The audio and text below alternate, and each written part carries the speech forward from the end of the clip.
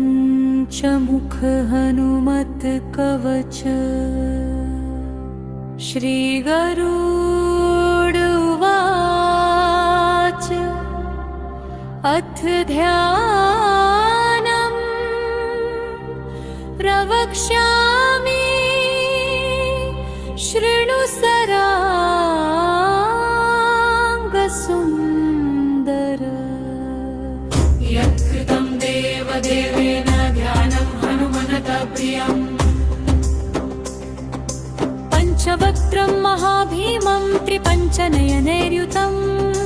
बाहुभिर्दशभिर्युक्तं सर्वकामार्थिसिद्धिदम्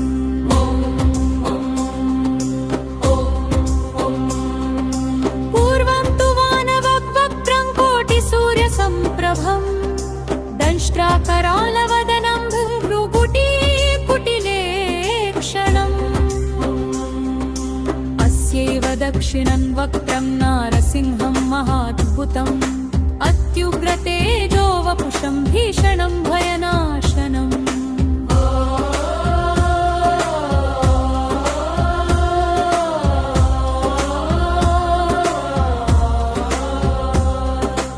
पश्चिमङ्गारुडं वक्त्रं वक्रतुण्डं महाबलं सर्वनागप्रशमनं विषभूतादिकृन्तनम् उत्तरं सौकरं वक्त्रं कृष्णं दिग्बन्धभोपमं पातालसिंहवेतालज्वररोगादिकृन्तनम्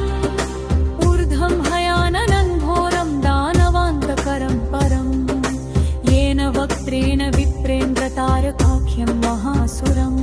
जगदान शरणं तत्स्यात् सर्वशत्रुहरं परम् ज्ञात्वा पञ्चमुखं रुद्रं हनुमन्तं दयानिधिं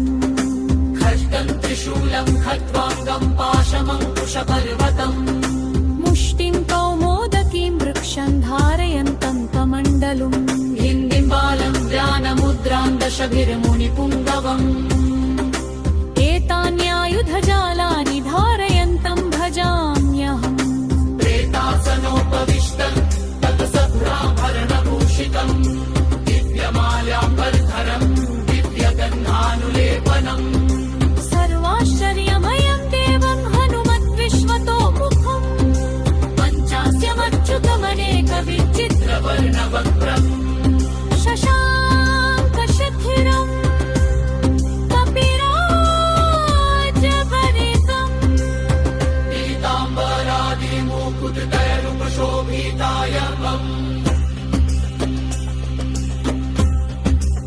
पिङ्गाक्षमाद्यमनिशं मनसा स्मरामि मर्कटेशं महोत्साहं सर्वशत्रुहरं परम्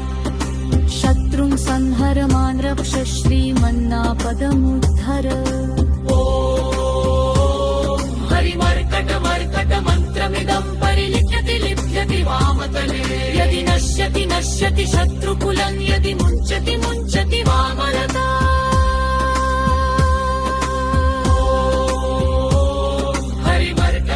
हरिमर्कटाय स्वाहा